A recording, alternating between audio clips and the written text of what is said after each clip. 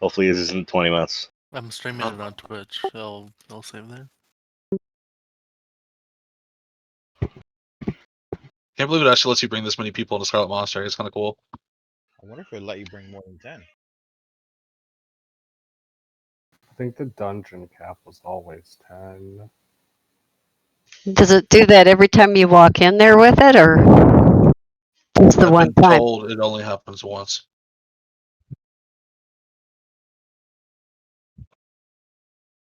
Like, you can go back in there and they'll all be green to you, but the RP is a one-time thing.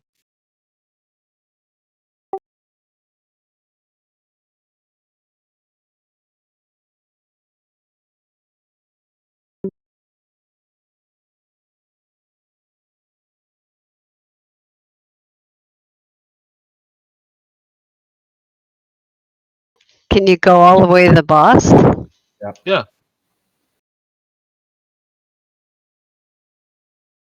Look at that, the door's already open for us. Oh.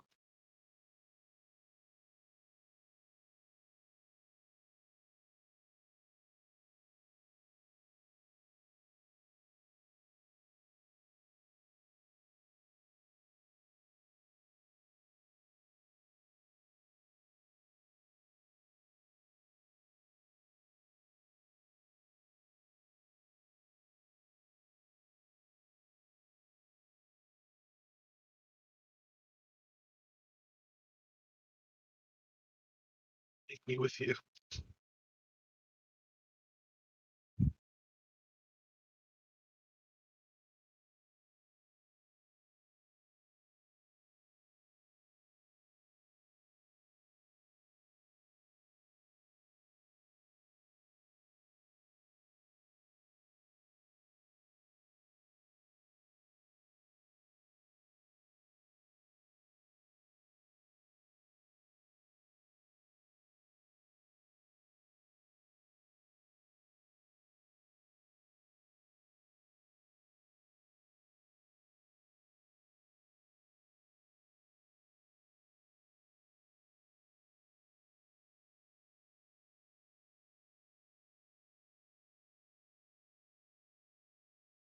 Cleanse You have their to clean taint. their taint. Yeah.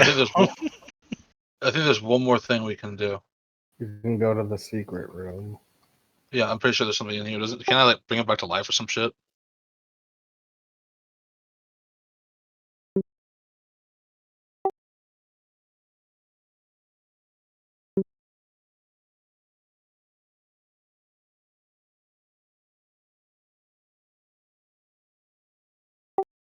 Oh man,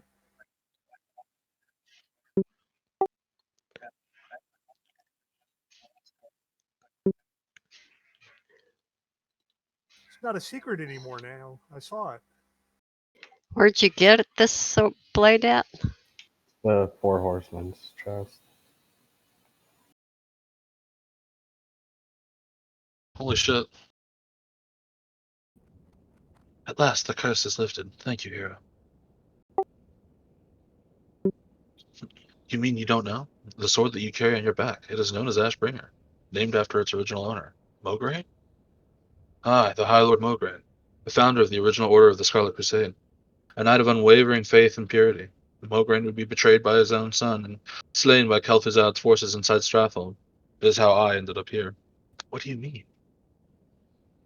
It was High General Abindus, High Inquisitor Cillian, and High Lord Mograine that formed the Crusade. In its infancy, the Crusade was a noble order. The madness and insane zealotry that you see now did not exist. It was not until the one known as the Grand Crusader appeared that the wheels of corruption were set in motion. I still do not fully understand. The High Lord was the linchpin of the Crusade. Aye, Mograine was called the Ashbringer because of his exploits versus the armies of the Lich King. With only blade and faith, Mograine would walk into the whole battalions of undead and emerge unscathed, the ashes of his foe being the only indication that he had been there at all. Do you not understand? The very face of death feared him. It trembled in his presence. Incredible story. So how did he die? The only way a hero can die, human. Through tragedy. The Grand Crusader struck a deal with Kel'Thuzad himself. An ambush would be staged that would result in the death of Mograine. The type of betrayal that could only be a result of the actions of one's most trusted and loved companions. You mean? High Inquisitor Fairbanks nods. Aye. The lesser Mograine, the one known as the Scarlet Commander, though, what I suspect, the dealings of the Grand Crusader. He led his father to the ambush like a lamb to the slaughter. How do you know all this? Because I was there.